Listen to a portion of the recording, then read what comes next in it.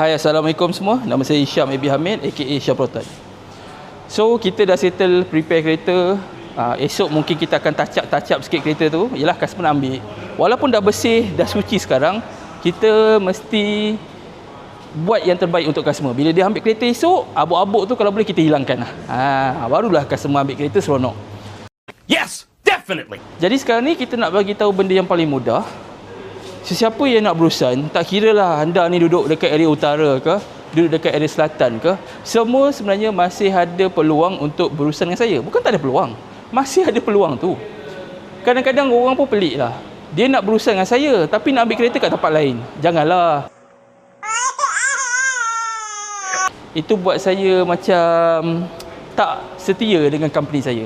Bila berurusan dengan saya, kereta tu tengok keadaannya. Ada masa kita boleh buat delivery keluar, ada masanya datanglah. Tak apa, datang Ipoh, saya sponsor duit tiket bas, saya sponsor duit tiket KTM ke. Tapi janganlah naik kapal terbang. Naik kapal terbang saya tak mampu nak bayar. What? Jadi apa-apa pun anda kena roja lah, kena tanya. Kalau betul nak berurusan, betul-betul nak berurusan ni, dah pasang niat nak berurusan dengan saya, kita nak buat. Jadi apa-apa pun boleh roja saya Syam Proton. Okey? Assalamualaikum.